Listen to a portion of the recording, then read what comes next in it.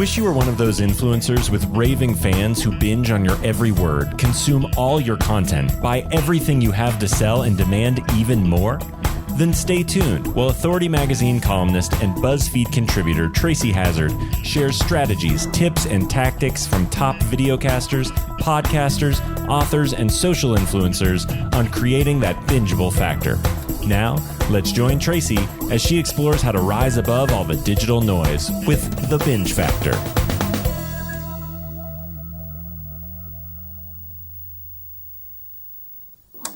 Hey everyone, welcome to the Binge Factor. I am on vacation this week and I am pre-recording this, of course, but I am in a magical place this week. We are going on a crazy vacation, family reunion to Walt Disney World.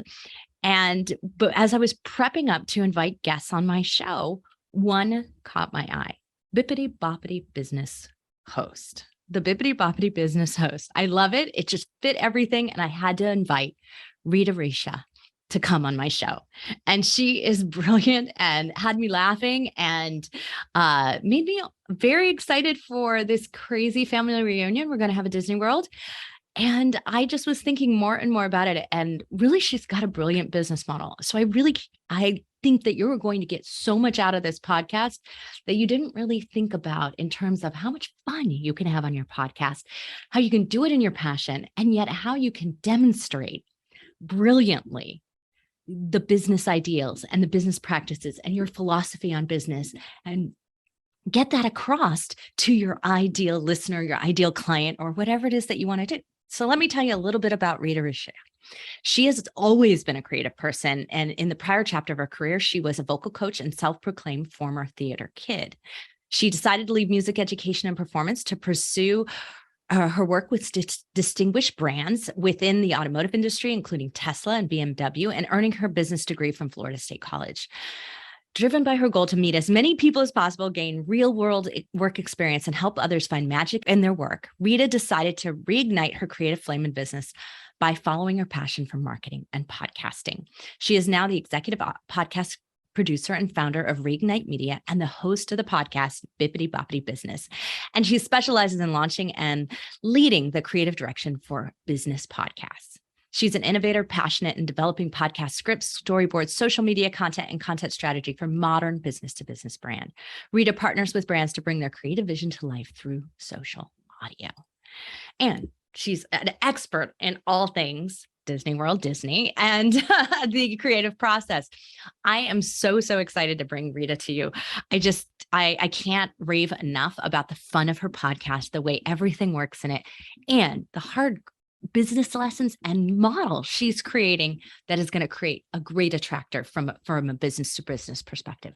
So let's hear from Rita and the Bippity Boppity Business Podcast. Rita, I'm so glad you're here, and your timing could not be more perfect because I have discovered that Disney World and Disneyland is no longer what I remember as a child, that it is some serious business. And it's not just serious business behind the scenes.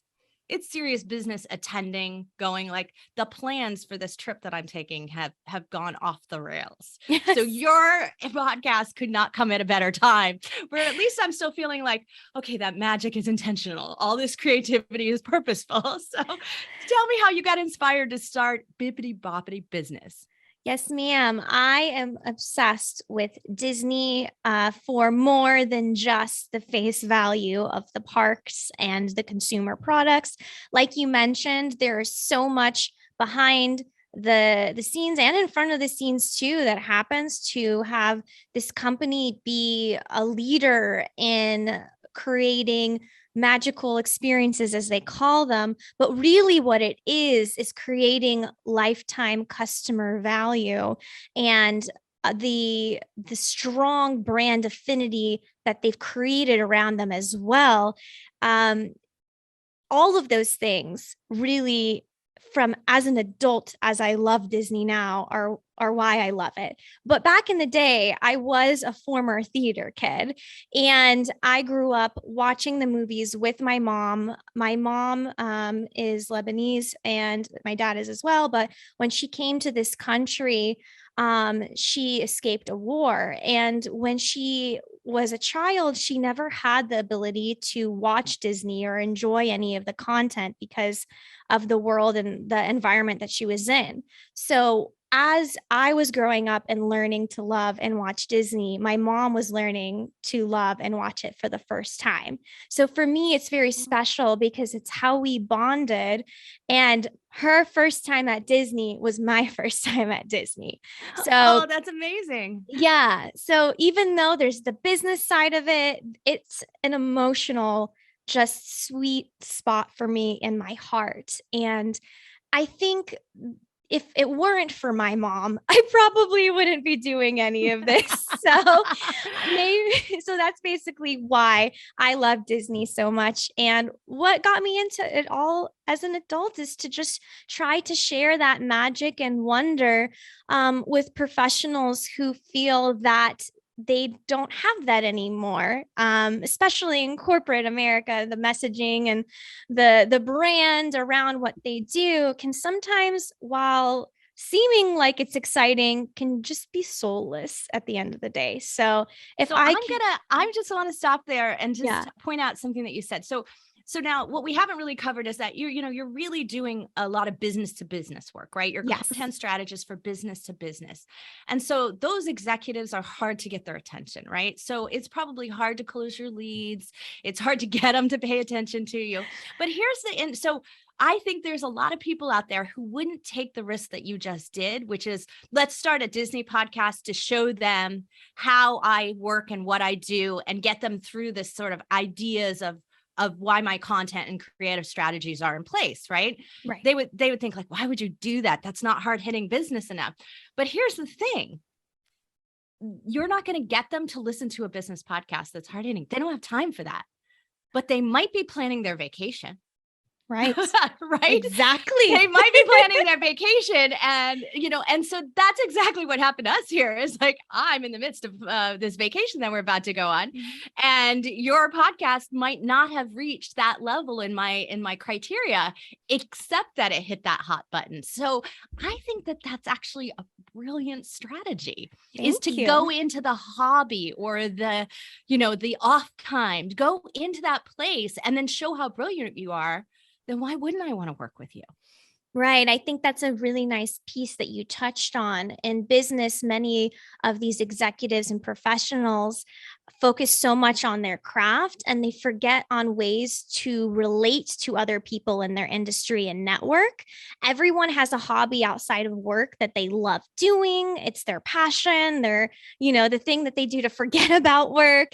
And there are actually a lot of business owners that have an affinity for the Disney company. They go on vacation or their kids love it. And I've actually found it's a great icebreaker for conversations. Another example of what you're talking about of a high-end podcaster that I met at a meet and greet was planning his trip to Disney too. And he was doing it after a summit that he was presenting at. And he's like, yeah, I'm going to Disney. I'm trying to figure out what I'm going to do. I'm actually doing a summit too. So I use that as an opportunity to be like, I could help you plan your trip casually, but what's your summit about? Could I go?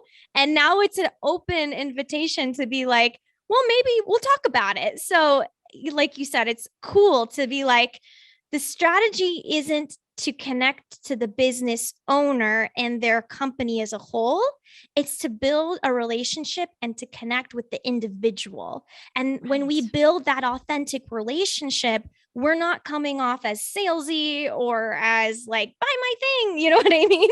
It's just, I'm here to talk to you and hang out. And if something happens as a result of that relationship building, phenomenal. Then we can talk about other things later. So did you all hear that? That is a brilliant strategy. When you are trying to do a service-based business where you are a content strategist, you're doing a top-level consulting. When you're trying to do that at a business level, I can tell you because I did it for 30 years that, that this is not, it is always a relationship building situation. And yet you've already built in this idea of, I don't really have to sell you on my perspective on the world. because Disney's the embodiment of that perspective as well. That magic, that customer service level, all of these things are already built into what you're aligning yourself with. So you honestly don't have to explain that, which is even more brilliant, because the more you explain, the more you lose clients. Exactly. Exactly. Yeah. I think Go for the one thing that they need, right? And let's just talk about that, because that'll be easy. The rest of the stuff, they'll be like, oh, I like it. I trust her. I feel the creativity. I feel the synergy. Yes, I think that's something so interesting is especially in B2B, folks are like, why would I want to talk to you? You're that like weird Disney girl that like sounds like, I don't know, I don't get it. You sound like someone that should be on like Mickey Mouse Clubhouse. So what's the point? But my strategy is very tactical, because I could sit here and try to build my IP and my brand for years. But why would I do that if there's one already out there that I relate to, and that others know, like, and trust? So when I'm helping podcasters in this B2B world try to set up their brand around their podcast, the first thing that I ask them is, what's something that you're really passionate about outside of work? Do people in your industry also relate to that as well? I hosted a podcast for B2B tech. Okay. Like, we're talking about the nitty gritty of it's probably the most dry technical language you could think of. And everyone was talking to a girl whose first podcast was in 3D printing. So yes, tech, I totally get the audience. Exactly. And there's nothing wrong about that. But there was concern around me hosting the episode because of what I am and what I stand for. But I came in with this same mindset, and I looked at these very fancy executives, and I was like, I'm going to ask you guys a silly question. I'm not trying to stereotype here, but do you guys like Marvel and like superheroes and stuff? And they were like, oh yeah, we love it. We're obsessed with it.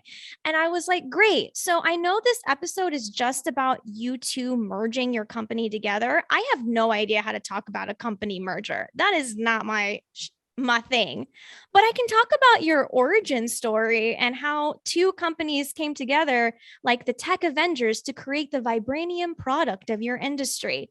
All of a sudden, they must have loved that. They were stoked. I had producers warning me about doing this. They're like, these guys are a big deal. Like, don't talk to them about superheroes. This is a business podcast.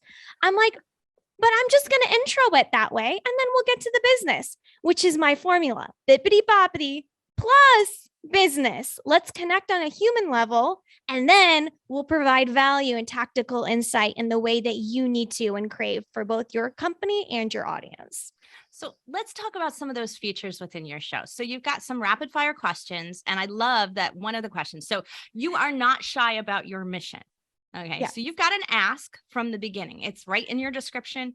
It's right in your intro episode. Like, it's all there. Your ask is to get into that Cinderella suite, which I can tell you is like every little girl's dream, because I have 3 daughters. And so everyone wants to get into that Cinderella suite. And you ask that as one of your rapid fire questions, just knowing that one day you're going to hit on the one person that can make it happen. And I just love that.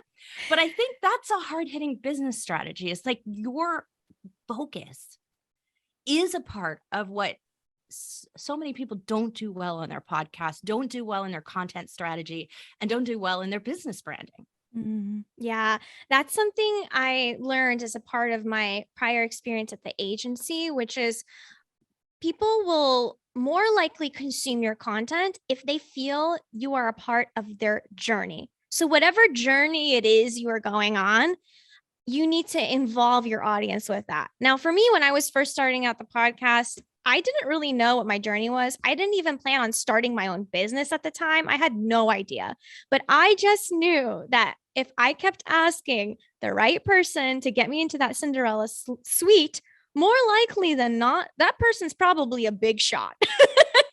That's right. I'm sure it means that they're up there, they're doing great for themselves. But I wanted to take listeners on some kind of journey. So I just kind of created one. So, maybe by the 100th episode, I get to go there, and then everyone celebrates. Wow, we made it.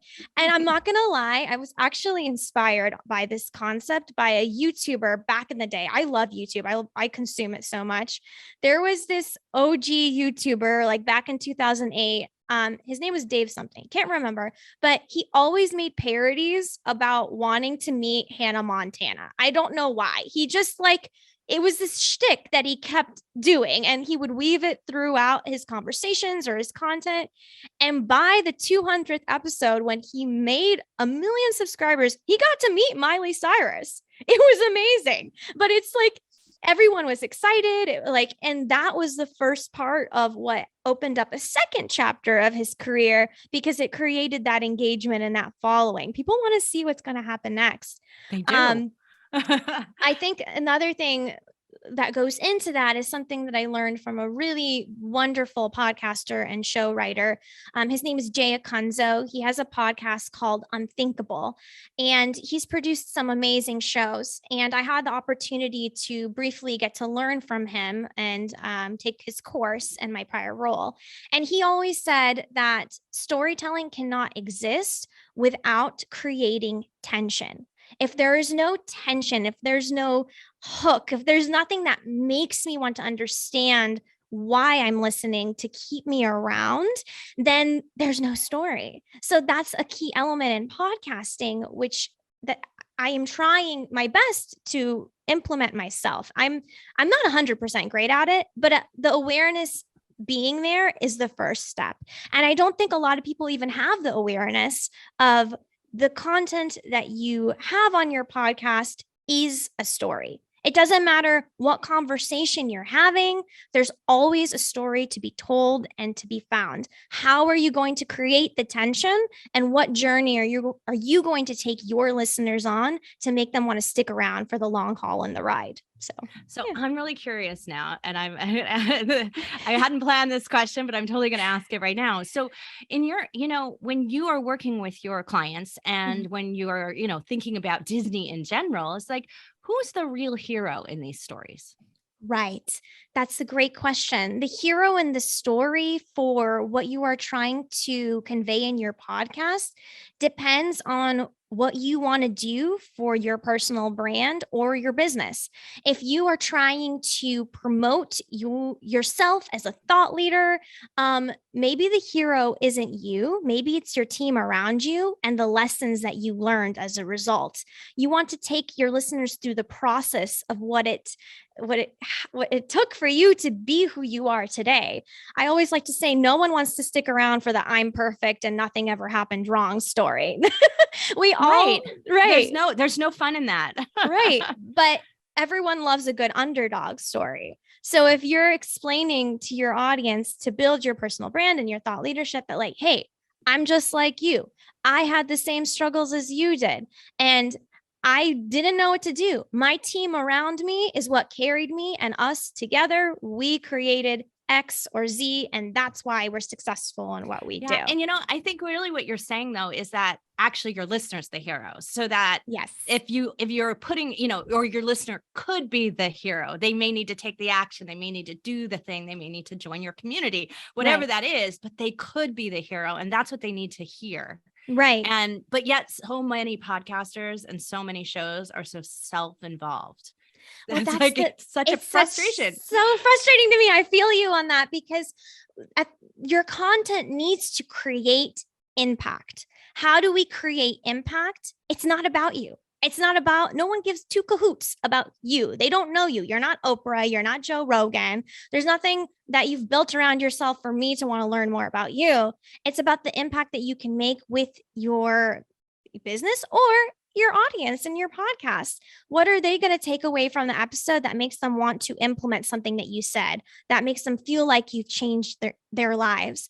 And new hosts often sit there and talk at length about themselves when really they should be interviewing other people and putting them as the star. Because I'm sorry, I mean, it's not very humble, to like, it's just very little bragging, like to sit there and only talk about yourself. Like, I'm not going to be interested in that for the full 30 the reality minutes. is that while there are lots of success stories over there, right? I mean, like there's no question. Joe Rogan, $120 million. He's laughing his way to the bank for being who he is. And that's totally fine. But it's rare. It's rare. And exactly. It's rare. And it didn't and it happened with a combination of timing, luck, and, and the right kind of message at the right time. And Yes. your chance of getting there are slim to none. So if you can't get there, then what's the most likelihood for you to be able to make that happen? And it is not by being self-involved. It just isn't. It's because the world is looking for I'm looking for someone who cares about me, right? Like it's just the way it is when I'm listening. I'm making a choice to listen. But, so here's the thing. So we, at our company, we say again and again and again, I probably said it a million times on Feed Your Brand. I don't know how many times I've said it here on the Binge Factor, but probably enough. Get your face off your cover art. However, Rita's is an exception, and I want you to take a look at it, okay? Rita's is an exception because she's created a character, and it could be stock art. You have no idea that this is her until you go and you watch the video or you go to her website and you actually see that it is her. But she's created this persona, this Minnie Mouse looking outfit on, and and it's all about that. And it's perfect because it's kind of like insider knowledge when she realized that's her. So now we're in on it with her. That's a brilliant way to brand yourself and keep that sort of model of really, it's not about her, that the podcast still isn't named The Rita Show at the end of the day. So she's done it in that perfect balance between doing branding of your own and doing this outward facing, I'm here for you audience. Listen, take a listen, take a try. I agree. I really struggle with the idea of just putting myself on my cover art because that's what I learned at the agency before, especially in B2B. If you're not a comedy show, if you're not an entertainment show, and you're really trying to network and gain interest in your industry, making yourself I am, so Rita Richa show, and this is all about me. Is not going to be really great to break out. My issue was I wanted to find the balance between how do I create a show that's about Disney, but I'm not going to get immediately copyright stricken and sued by Disney at the same right. I'm not going to put Minnie Mouse on there and end up getting shut down, right? Right. Like I can't just casually put Mickey ears on my podcast cover art and think it's okay because I'm really viewing this as a long game for me. If it was just an enthusiast show, maybe I wouldn't care, but I want it to go somewhere. So for me, it was like, what's the essence of what I'm trying to create and how do I convey that? And like you said, polka dots. Nobody can sue me over polka dots. That's right. They were around way before Minnie Mouse, and they'll still be around later. Although I don't think she's going anywhere. It amazes me how much amazing brand longevity she has. Yes. So we all need to learn from that. But you're also using episode art, and that's something that I want to point out to people. So each one of her episodes has different art on it, and so it shows off her guest, and it has the title on it. So she's actually, it's not like it's super repetitive either when you're reading it in the feed or you're looking through her feed of her show. So she's doing that combination of the two things that are going on. So I said I was going to do a little bit of on-air coaching. I'm going to do it right now because I think it would be fun because we just talked about some of the really good things that you've got going on. And there's just the thing that we don't always realize when we're focused on creativity and content. And I'm a creative person. I'm a designer. I went to design school. I love the creative side of things. Yes. But sometimes when we focus on that, we forget that we're also playing a digital game. And there is the side of content where there are a whole ton of people out there who only play the game. That's what SEO is all about, search engine optimization, right? But those of us that are really talented and creative and got wonderful brands and got great voices that come across, we think it doesn't matter. But what happens is that there's a bot. There's an AI, there's a computer system, there's an algorithm that is controlling whether or not we get seen if we play that, if we did. And so if we don't play that game right to begin with, we aren't even being served up as an option. So then no one's going to find out how much greater you are than every other podcast out there. And you are, because I've heard a lot. So, that's not going to happen. So there are 3 things that I go over kind of because we do podcast audits. I'm going to say we probably do like 10 a day, like live podcast audits, 10 a day. And we probably do hundreds in a digital format. And pretty soon we're about to launch a product that'll do over $1.5 million instantly. Oh, snap. Okay. So so we've got that coming up. It's a little secret. I haven't told anyone on the air yet here on the Binge Factor. So you get a little sneak preview of what's coming this fall. However, with that in mind, we've analyzed what's really working and what's not. And here's the three key factors. The one that you're doing absolutely excellent is the title of your show. You've got the Bippity Boppity, which is fun, eye-catching. It's just what the community wants to see. You've got business as a keyword worked in there. And then you have a subtitle. So, that's awesome because you've got that kind of tacked on. So you've got the whole business side of it ongoing as well for you. So that's really working for you. That's great. But you have 4,000 characters to use in your show description, not your episode description. Those are fantastic too, and a lot longer than most people. But you're not using all 4,000 characters. You're only using about 400. And so keep what you have there and then add below it. Okay. And here's my key for you is go ahead and transcribe and rewrite, just slightly, mess with your intro episode. There's no reason not to use the content you already created to make this happen, because the only person that's going to read that is a bot. And here's where you want to work in more of that business stuff and the business kind of people you attract, because you want your show to pop up, not just as somebody typed in Disney. You want them to pop up because they're typing in content strategy and they're typing in how to start a podcast, whatever it might be, that those things work into that second section that's sort of below the fold, if you want to call it that. That's, of course, an old school term, but still digitally used, because you have to click read more. And then, and then you see the more. The more is almost never read by anybody except the bot. So don't agonize over it. Just make sure you got all those good words in there for the right people you want to attract, the right types of businesses, maybe even name some of them. Because if I'm doing some subterfuge and I want to know what my competitors are doing, I might type them into the search engine. That's very, very good insight that I did not think of before. That's why I like talking to cool people like you, Miss Tracy. I thought we'd have some fun together. So the second one that really I think is critically important for you is the web link. So now this is your host. I'm going to be mean about it in the industry, and people are going to say, well, Tracy, you own a podetize, you own a podcasting hosting company. So of course you think this way. And we specifically built this into our company and into our business in the way that we do it, because we think this is absolutely theft. These other companies shouldn't be able to get away with this. And that is that they are hijacking your website link. And so what happens is when you click the little world, that's what it looks on Google Podcasts, and it kind of looks like a website is what it says on Apple. And so it's different. And I think it's a world as well in Spotify. And you click on that and it should take you to your website. It's supposed to take you to where you are in the World Wide Web. That's what the image stands for. And instead, it sends you to your host, where it's an absolute duplicate listing of what's already on the podcast player that you just listened to. And it's not your website. Yeah. It didn't take you to bippityboppitybiz.com, which it should. And they make it so difficult for you to find that.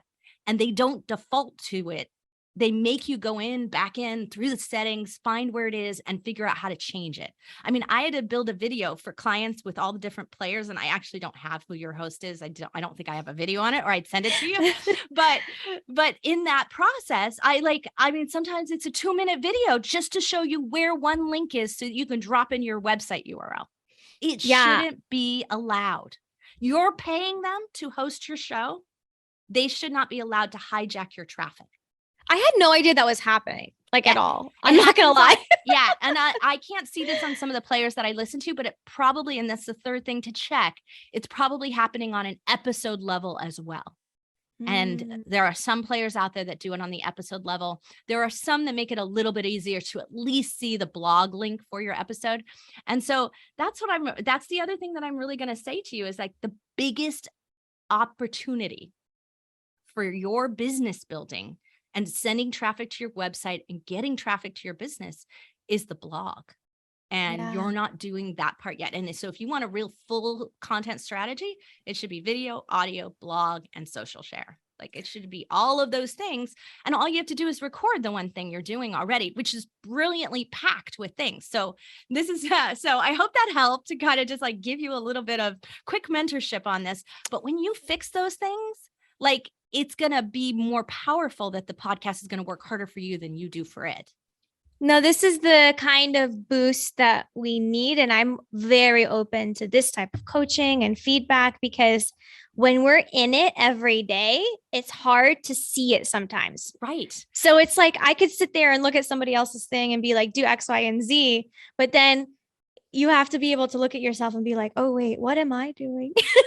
Well, and this is the thing is like your podcast might be wildly successful in terms of download numbers and you're not doing any of the things I said, but it might be because you had a tremendous following ahead of time and you're great on social influence and you push out your podcast really well in that one thing that you do. And that's what's driving it. So you don't think you need to fix any of these other things. You don't think they're necessary. But for us, what we found is that, look, we've launched over 1,000 shows. So we have a pattern of behavior where we see it's not working for this group of people. Why isn't it working? And so when we hit 200 podcasts, that's when we sat down to study the pattern. And when we said, when we do this over here and we have transfer clients who come in and we didn't offer them a fix. So when we set up these shows, they did amazing. But when we transferred somebody in and they already had a low, 400 character count description and our clients didn't, there's this significant difference in their download numbers, in their growth pace. And so we said, well, what if we fixed it? What happens then? So then we fix them. We see the pattern of how much percentage wise that changes. See, this is the thing. I don't want to do something that's not going to be worth my effort. Right. It's like if we already made the website, we're trying to work on it and no one's seeing it. Why are we paying for it? Why are we using it? Exactly. Yeah. So that's why, when we talk about being a strategist, right? Like we want to connect all the pieces together of all this thing that we're building so that our brand, that's what's brilliant about Disney, right? Like everything is intentional. Everything is orchestrated. Everything is interrelated. Absolutely. I love that. That's one of my favorite things about Disney, to be honest with you. It's like the fact that everything is so interrelated. And I'll never forget because I was pregnant with my youngest at when Frozen came out. Yes. And they totally screwed up that holiday with merchandise. Like they did not have it ready and available. I'm like super pregnant. And I felt like super pregnant. I really wasn't. I still had 4 months to go, but I was like super preggers nonetheless. I felt like it. Yeah. Sitting in the movie theater, watching Frozen, having my toddler going like, I want her dress. I want this. Yeah. And I'm like searching and I'm like, it's not on Amazon. It's not in the Disney store. What are we going to do? Christmas is around the corner, like panicking. What are we going to do? I'm going to have to make this. I'm going to kill Disney. Like, that kind of thing. Right.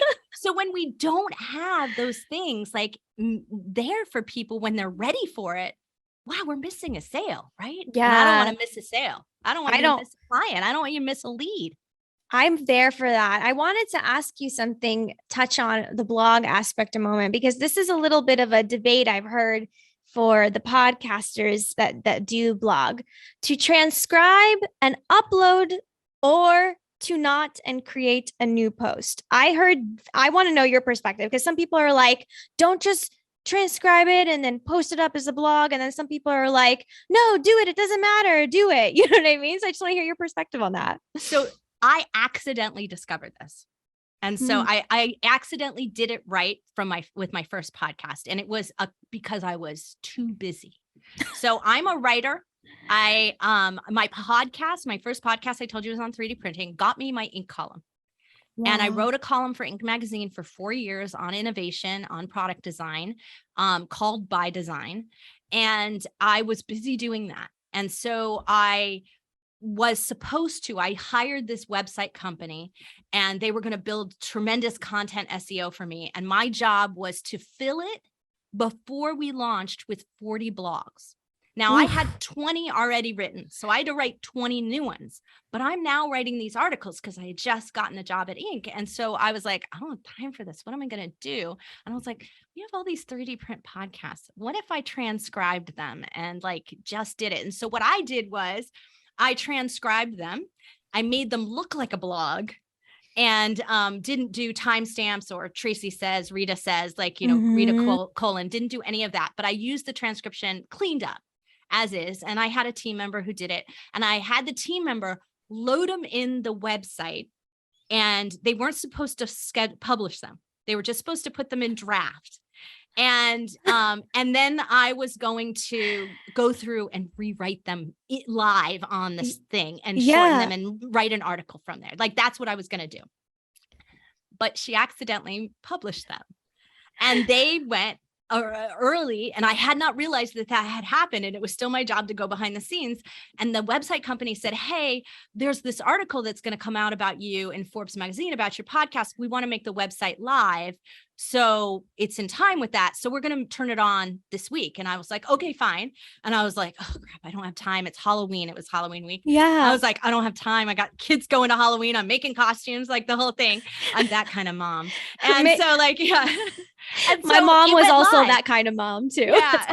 And so it went live with 20 transcripts. Ooh-wee. And I was upset, but the web, so and I didn't notice for over a week. Yeah. And they call me and say, hey, we noticed this happen. We noticed that you have all these and that these are like transcripts. And I said, oh my gosh, they went live. Like I freaked out. And they said, you know what? I don't want you to take them down because we think that would do more damage to the website. And let's leave them up and for a couple of months, and then you can rewrite in a separate article. Just don't use the same title and rewrite in a separate article, your article version of that. And so I still got too busy. I only did about 10 of them instead of 20 of them over the course of 3 months. But January, they call me and they say, I can't believe what happened. Your site came out of the Google sandbox, which happens when you have a brand new URL that's never been used before. And so it comes out of the Google sandbox and it's ranking in the like hundreds of thousands of, so instead, there's billions of websites, it's ranking under 1 million. And it's like, no website starts under 1 million. It's like, it just doesn't happen. And it kept growing and growing and growing from there. And so we were getting like tens of thousands of keywords associated with us, organic traffic. We were getting podcast listeners from it. Shortly after that, we hit 100,000 listeners a month. Like it was just crazy, that cascade that happened. And it all happened because of that. And we could clearly see the difference in the ranking between the transcript ones versus the articles I wrote. Like they didn't rank hardly at all. So what we discovered, and now we've done it for thousands of people. So like, it's like a little bit different. Now we've really dialed it in. What we discovered is if you transcribe, but don't use time stamps and don't use the names on there. Clean it up enough so you don't have like double language, because sometimes we say things, we repeat ourselves twice. So clean it up a little bit for that, but do not edit the verbal patterning. That is it. We call it verbal SEO, verbal search engine optimization. And then do the smart things that you should know to do if you're a blogger at all, where you create like H2 tags and headings and put images in, break up every other paragraph of copy with something like a tweetable or an image, use captions on your image that have a keyword tag in them. Like those are some of the typical blog things. Like if you look at thebingefactor.com and you look at the episode here with Rita, the Bippity Boppity Business episode, you're going to see exactly how to do it because it's exactly the format. We have our great header graphic, which is our episode art. Like it's all there for you. The podcast is there, the video is there, like everything's built into this page. And what it does also is it makes the page sticky because 90% of the people won't read it. They will stop at the podcast player and click play or watch the video if they're video people and click play. And then they'll still be on the page for 30 minutes, 40 minutes, right? Whatever it is, the length of your show. Well, so that helps. That's how we do it. So I can clearly tell you that there is no way the other way works. And it's a lot more work and more money. If you're going to have a ghostwriter or you're going to rewrite it, it takes me a whole lot longer. And I've been writing for decades to write an 800-word article than it does to post a 3,000-word transcription. That's so cool to hear your perspective on that because of the experience that you have. Obviously, the numbers speak for themselves. It's not a debate on idea or theory. It's just from execution and seeing it.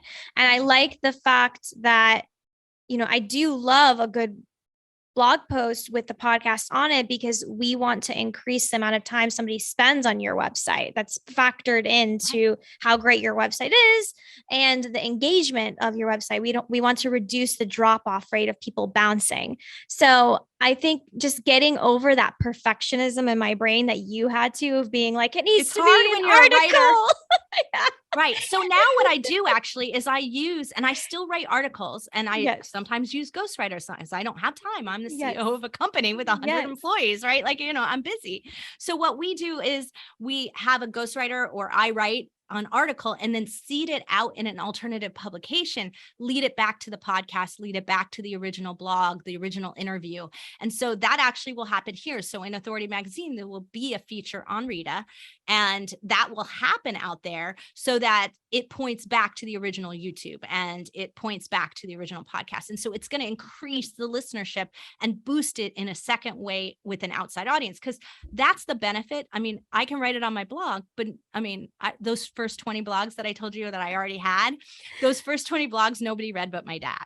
Because I had no traffic to my website. That's why I hired that company, right? Yes. I knew I was writing good articles, and the few people that did read it loved them, or I would send it off to a client and they'd rave about it.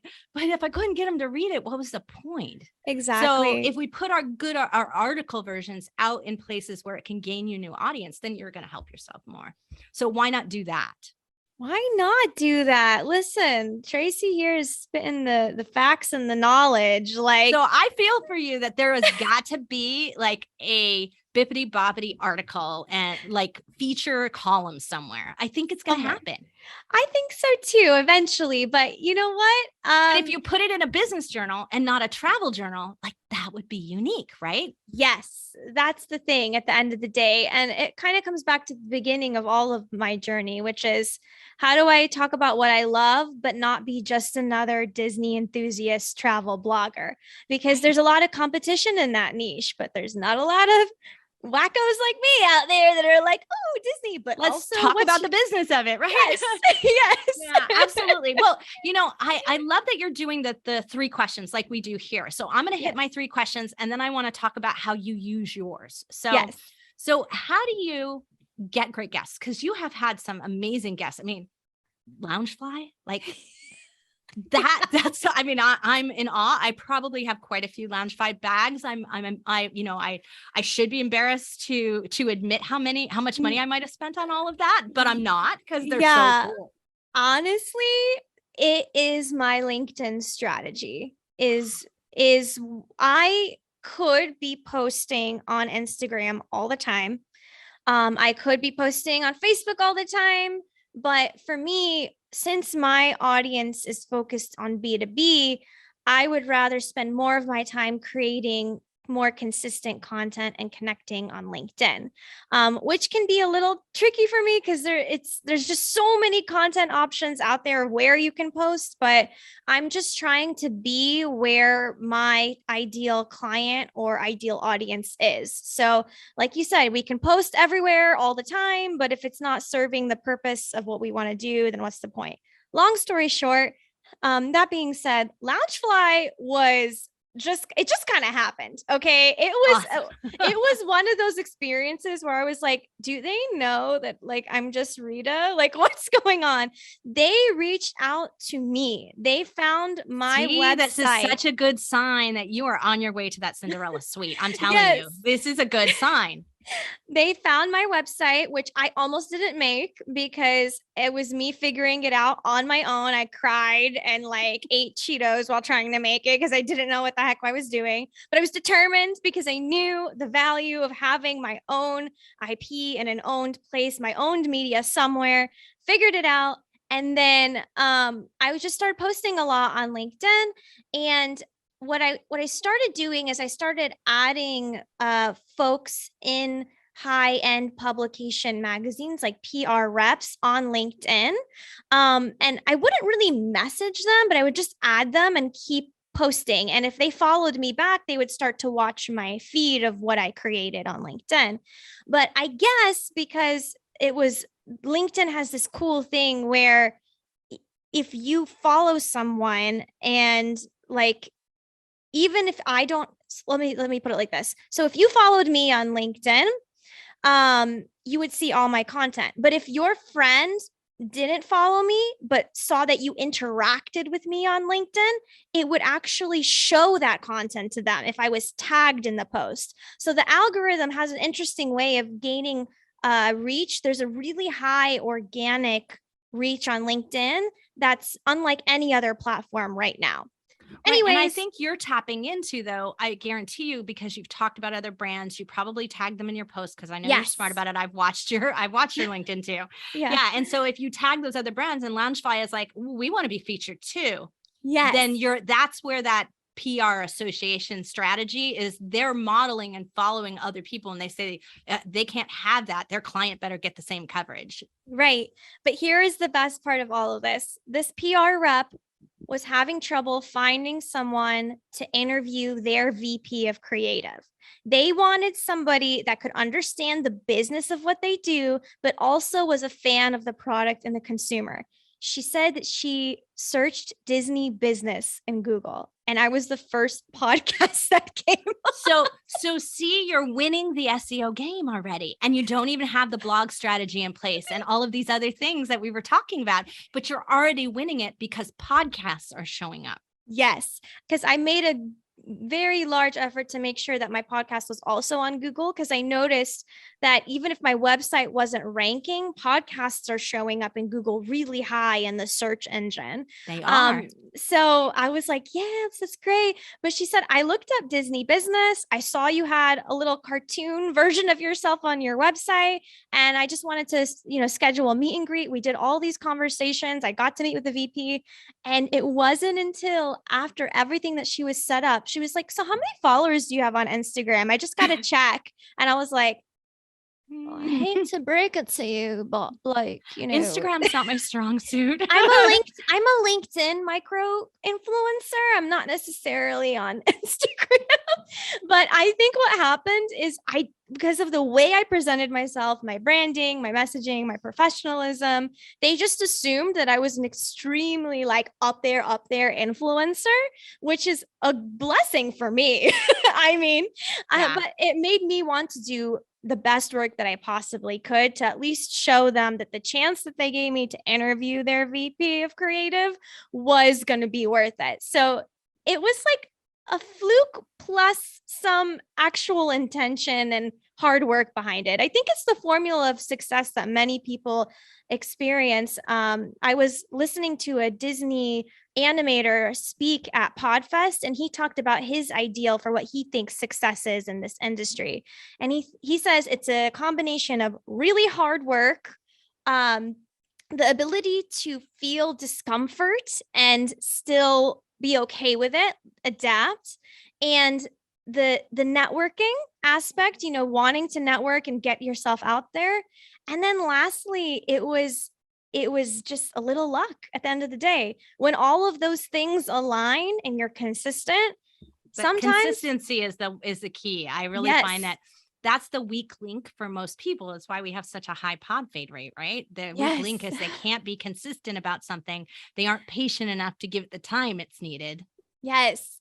Yeah. And so my consistency in the beginning and it ended up being a really cool conversation. I get to walk around the Disney stores and be like, I got to talk to the person that designed this bag. How cool is that? I know. I love it. Well, so getting great guests, you have amazing guests, and what it feels like is exclusive access, which is really great. That feels that way, even if that's actually not how it's coming across or how it's actually happening. Yes. But it feels that way to the listener, which is really awesome. Yeah. And I think that's going to keep serving you well, because getting good guests gets you more good guests, right? So that's going to keep happening. So now the hardest part, I think, for everyone is, how do I increase my listeners? What are you doing to grow the listener base? Yes. So for me, it's a combination of two things. The first is I am actively trying to post on LinkedIn and provide those tags of those individuals that are on the show. But I also try to provide them with some assets that they can share on their own page as well to bring in the listenership from their social media. So just being very intentional about, hey, like, I really need you to share this. I would love it. I'm creating it for you for free. Would you be open to sharing it on your page? But what I have done in the past, before I even present that ask of sharing the content, is I send them a thank you gift for being on the show. And I provide a business card with like my QR code on the back of it as part of this, like, I call it my Disney care package that I send them. So I send them, like, all the trinkets that they, in the rapid fire question, if they mention they like Cinderella, I try to provide Cinderella things like in the thank you gift box. And then I ask them to, either leave me a review, or I'm asking them to provide me a LinkedIn recommendation on my LinkedIn profile. Because the long-term play of what I'd like to do is eventually I'd like to work either for or with Disney. And if I'm able to get the people on that show to leave me a LinkedIn referral on my page, it's probably going to help my chances of getting a job at the company. So, well, but not just that, it's the reviews on ratings like really have so little to do with long-term value to your podcast. Like, it's really not going to do much there. No one's ever going to notice who made the review. Like, so you're never going to get in that. But in LinkedIn, it's much smarter for you, because if this executive over at Disney made this review of your show and referral for you, now that's actually something that they could see and decide to hire you. So, I think it has better business value for you to make that the call to action. So I think that's really brilliant, actually. So thank you. Yeah, I think this is going to go for you. So, and it should increase the right kind of listeners. Right. And that's the other thing. It's like, because of that referral, this is the second part of gaining more listeners on my strategy. When I go to ask someone from their network to be on my show, they're more likely to say yes, because their peer or colleague has left that, thumbs up approval on my page. So the biggest one for me was my very first guest was a really big one. He was the former VP of operations for all of Walt Disney World in Orlando, and he had a podcast. I find that other podcasters are a little easier to ask, right? Exactly. That's the other thing. Like, even though he did what he did, he had another podcast. And I had just been kind of casually building relationship and networking with him on LinkedIn. I'd send him messages, I'd ask him questions, I'd engage and like with his content. So, when it finally came time to ask him, he was just really sweet and he was open to it. And starting off with that guest, this bar was set high so that the guest after that would have a higher likelihood of kind of going in that track. Without asking the questions, like how many Instagram followers, right? Because they'll be like, so-and-so was on the show, so I need to be too, right? Like, that's an easier one. Yeah. And so just the long short of it is, even though I had a lot to do and I was working, I just tried to be intentional with who I built my relationships with and the kind of people that I wanted on my show, because there was a certain quality that I wanted to portray and presence I wanted to portray. Well, and I think, listeners out there, I want to point out that, what Rita's saying is that her listener base doesn't actually matter. The download numbers don't. I mean, there are going to be certain cases where some company's going to say, well, unless you have 1 million downloads, I'm not going to be on your show. They're making a mistake there, but you're never going to change their mind no matter what. But if you have the right listeners, you're going to get more work. You're going to get what you're looking for out of doing the show. And that's what's really, and the relationship you're building with the people that you invite on your show are more critically important to you than your overall download numbers at the end of the day. And that's a strategy, right? That's a content strategy in and of itself, right? Yeah. The thing that I'm learning is, as I'm going more into this process, is to try not to get too sucked in vanity metrics of the downloads. It's not the amount of listeners, it's not the amount of likes, it's the quality of the listeners and the quality of the likes that align with what you want to do for, your initiatives or your goals. Biggest example, I only have like 25 views on the YouTube video with that VP of creative. She was very kind, Liz De Silva. She told me in an Instagram message after thanking me for being on, we said thank yous for being on the show. She's like, by the way, my friend Lisa watched the video and she really liked it. And I was like, Lisa? She's like, yeah, Lisa Frank, the designer. I was like, I'm sorry, Lisa. She's like, yeah, she loves your content. And I just like got like goosebumps. I was like, okay, my That is the childhood best artist. listener right there. Yeah. I'm like, so for those of you who don't know, Lisa Frank is like like brand builder extraordinaire from, a lot of our youth. Yes. So rainbows, unicorns, you name it. And it just, beautiful stuff. So yeah. So, that was just the first lesson that I had learned, that I didn't need to get discouraged about the amount of downloads. I just needed to try to be consistent and keep doing what I'm doing and try to network with the right people and try to have fun with it too, all at the same time. I have to remind myself that this is something I love, and take advice like yourself, which is like, get over the perfectionism of what you're doing, get it done, put your message out there, connect with the right people, because at the end of the day, you don't know where this journey could take you. And all you have to do is try, and you never know what'll happen. I love it. I love it. Well, last question that I usually ask is about monetization. And what I really want to say here is that, I don't think it's too early to talk monetization on your show. You're just not far enough into it. So, but do you think about that when you're planning a show for your clients? Yes. So as far as monetization goes, there are, as you know, many avenues to make money from your show. You can either get a sponsor to sponsor an episode for you. You can either create a certain piece of an ad reel that like goes on somebody else's show, and they pay you a certain amount of money to position that ad. Or you can just do it as a business model for yourself. So for me, my strategy on monetization for podcasting isn't so much the ad and sponsorship side. It is my way of building relationships to incur revenue and leads for your business. So I use and promote a theory in marketing. It's called account-based marketing. A lot of people use it. And essentially what it is you write down your dream 100 clients that you most want to do business with, and that you'd be least likely to get an appointment with or be able to work with.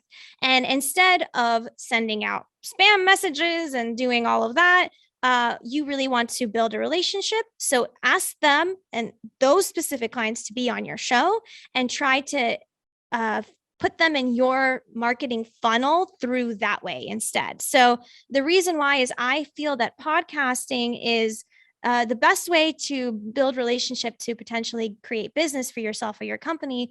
Is because it creates an accelerated way to get someone to know, like, and trust you. It changes all the time, but around 7 touch points is what it takes for someone to make a sale with you. So if I am using each part of the podcasting process to get to know you, those are all touch points, from the initial message to the meet and greet, to the interview itself, to the follow-up, to sending them a gift, to making sure that they got the gift, and then asking them for a referral on your show, to asking them a little bit later, do you know anyone that would be interested in being on my show? Always asking, like, who do you know that would be more likely to be a guest on my show? And then to just engaging with their content online. Even if they don't become your client, they're more likely to refer someone to be your client. So this strategy really works best for consultants in business. It works really great for business coaches. It works really great for people that provide a software solution for business services. So if you I think anyone who has something complex, exactly. to sell, like that requires multiple conversations. If you're selling, a 1999 thing, that's probably not the best strategy. Exactly.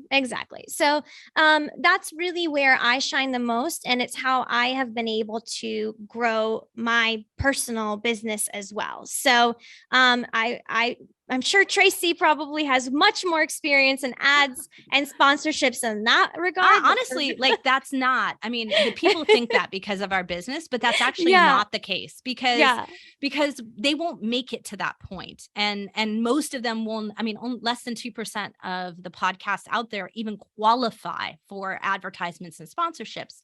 And so I look at that and say, well, if I don't build an alternative monetization ahead of time, you're never going to be patient enough to get to that point if that's really what you say you want. Yes. And so I hope along the way that my clients will bail on that strategy, to be honest with you.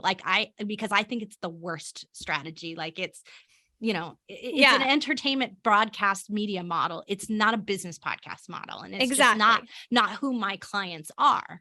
But they're, like, I want to be the next Joe Rogan. Well, okay, here's what it's going to take. And I just don't think you're going to be able to do it. So let's build some of these other things in. Like, that's it actually takes a lot more work than people think to get these kinds of sponsors and ads. And sometimes it's a whole business in and of itself, right? Right. If you think getting guests is bad, try getting sponsors. Right. And then like sometimes the money you make for them from those kinds of deals are just like nominal at the end of the day. But did I even pay my expenses? Yeah. But I guess the thing that I want to convey is that even though we understand this notion that having a guest on our podcast could lead potentially to business, it's a really hard sell for a lot of people in B2B and in corporate because they want to see the immediate results. But I just can't stress enough that anything within this industry is a long game play, and it does take authentic time to build a relationship with that individual, because even if you don't make a sale with that individual, you're increasing your brand affinity and word of mouth for your business. The likelihood of that is even better. I mean, something I've really been thinking about. It doesn't matter how amazing your podcast is. It doesn't matter how great your branding and your cover art and your logo is. If you are not taking the effort to build genuine relationship with people and are a great person yourself, and you're trying to provide value and make impact and every opportunity that you have, people are going to see right through all of that other stuff. So before you work on your podcast, before you make your website pretty, think about what it is you are trying to do for your industry, for the world. What is your why? What is genuinely going to make you want to wake up every morning and do it over and over and over again, so that people can see you in your best light, so that you can build your personal brand with authenticity and create that positive reputation for yourself, so that when you do create the podcast, the branding, the website, everything that goes with it, people won't see right through it. Facebook just rebranded. Do we care? No, we know exactly. We know who they are, name change or not, right? Right. Exactly. Well, Rita, I am so amazed, and I gotta hit your binge factor before we go here, because I haven't done that yet. I mean, I already established this from the beginning, just from listening to the show, but I always try to get through some of our interview to say, does this confirm everything? So, here's your binge factor. That, do not let the princess voice, the Minnie Mouse polka dot and Minnie Mouse giggle fool you. This is some hard-hitting business strategies at Bippity Boppity Business. And this girl, means business. Yes. So this is why you are not going to want to miss this show. Make sure you check it out. And make sure you go to the blog post for this episode at thebingefactor.com so you can get all the connections to my favorite shows. My favorite ones of the Bippity Boppity business podcast, because you had some great guests that just resonated with me. So I'll share them with you. And Rita, thank you so much for bringing your podcast vision, being a content strategist. And I really cannot wait to see more of your clients come through and change the landscape of the quality of what we see out here in podcasting. Wow, what a pleasure and amazing opportunity this was. I am by proxy inspired through you and your knowledge and experience. So if you guys want to change the way you do podcasting too and create that consistency for yourself, you should probably check out Tracy. She clearly knows what she's doing. Well, thank you. I appreciate that. Now, before we completely close out here, I am headed to Disney World. Yes, ma'am. And no joke, 25 family members of my husband's side of the family, 25 family members. And I think 10 of them are kids between the ages of 16 and 6. Okay. So what do I not want to miss? Okay. What's the one thing I can't miss? One precursor question for you. Yep. Do you have what I call the perfect ratio of adult to child? My theory is that at Disney World, for every one child, there should be at least 2 adults. Sometimes think three. we're a 1-to-1, maybe a 1.5-to-1, but I think we'll be okay. Yeah. I mean, luckily 2 of our children are actually 27 and 28. Okay, good. Okay. So we're good. We're good. Yeah. Okay. The only reason I asked is because I've seen some things at Disney and I'm like, y'all needed some help. God bless you. Yeah. Okay. No, what you need to make sure that you do not miss, I'm going to hate myself for saying this, but the Magic Kingdom fireworks are actually not the best fireworks right now. Okay. I'm just saying it right now. They changed the fireworks show at Magic Kingdom. It's good, but it's not great for that many people in your group to watch because there's a lot of projections that you have to see on the screen in order to understand what's happening with the fireworks show. Epcot, you have to watch the harmonious show at Epcot. I cried when I watched it. It was really it was I'm beautiful. pretty sure that's on our list, but I will double check that. Yeah. Oh my gosh. Thank you for that awesome tip.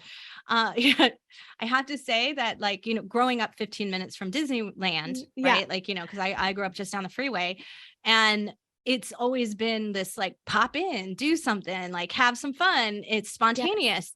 Disney World is not spontaneous. No, it's a planned thing. I'm actually going in August too. So maybe we'll meet. If you're there the first week, let's meet up because I would love to see you in person. But otherwise, I'll be headed out after that. So yeah. And I will say gosh, one more thing. Make sure to get, if you want to do this right, take a break in the middle of the day in the lawn in front of the Magic Kingdom castle, mobile order your Starbucks or your snacks so that you do not wait in line. The app has an option for that. Oh, good. Okay? I'm so glad to hear that. So mobile order the food and then take a break around like 2 to 3, but then also know it does rain. So it's okay to take midday naps. I am a huge just like do it. Take the nap. Everyone will be better after. So yeah, that's so true. Yeah. We did July once before when my oldest daughter was young, and we had to take the midday nap because she needed it, but also because every day it rained. And so like, there was no choice. You're like, either I'm going to get all wet or I'm just going to go take a nap and everybody will be fine afterwards. So I've openly napped in the lawn in front of Magic Kingdom and I needed the naps myself too. Great tip. I might have to bring a little towel with me so that everywhere we go, we can just like all cover up. I love it. Thank you so much, Rita. It has been such a pleasure to have you. And I look forward to catching up with you maybe in a year, and we'll see where you're going and how things are happening. And if you got into that Cinderella castle. Absolutely. I'll let you know. Thank you so much, Tracy. I told you it was going to be a lot of fun. Rita is a trip. Her giggle just cracks me up, and I love the fun that she has. She's got that wonderful voice that just kind of makes you feel bubbly and good inside. And that is really working for her in this podcast. There's a lot of this Disney adulting going on. So she's tapping into a trend on top of everything. And, I just couldn't find a single thing that I didn't love about what she's doing. And that's pretty hard for me. I mean, I have to say that there's like so much in all these podcasts that I review and I look at, and while I do rave about their good points here, there's a lot on the other side where I'm like, they didn't do this so well, or they didn't do that so well. But I think that just the overall structure, content of her show is really well done. She's a great interviewer, and all of those things are really working for her. Now, of course, like any podcast, there's always something technical that you can fix. She and I talked about some of those things, like using a 4,000 character description and doing different things with her web links and stuff like that. But these are tactical, detailed, nitpicky things that once you've mastered the great and most important side of creating great content, then you can move on to all these other things and just add them to your repertoire and just really improve what's going on there. And that's what she's got going on. So make sure you go to the blog post for this episode so you can connect with Rita, so that you can listen to the Bippity Boppity Business podcast. Check it out for yourself. Enjoy yourself like I did. I found myself actually slowing down some of the episodes, which I don't often do. But I did that because there was just so many interesting interviews going on that I didn't want to speed through it. I really wanted to hear what these great creatives are doing. It's, brought me back to my former world of product design and development and all kinds of fun stuff that I haven't done in a long time. So it really brought me flashbacks there. So I can't thank Rita enough for taking me on that journey with her by inviting me into the Bippity Boppity Business podcast. And I really hope she achieves her goal. So if anyone out there is listening, knows how to get into that Cinderella suite, I want you to reach out to Rita directly and make sure that you help her achieve her dream, because I'd love to see this be the outcome of her podcast. I'd love to see that absolutely happen. So hope you're having fun. I know I'm having a little fun time off. Hopefully by the time you hear this, I won't be wiped out and exhausted, but I might be. But I will be back, of course. Next week, there will be no delay because we will still have podcasts. We still have them all in the queue. That's my favorite part of podcasting, is we can stack them up and get ready so we can take time off and make sure that we're ready for another wonderful Binge Factor episode and a great podcaster we can learn from. Thanks, everyone. See you soon. You've been listening to the Binge Factor podcast. For more information on podcasting and videocasting success tips and tactics, please go to thebingefactor.com. And be sure to listen to our other show for podcasters called Feed Your Brand. If you'd like to be interviewed on this show, as well as featured in Tracy's column, please go to thebingefactor.com/guest and apply.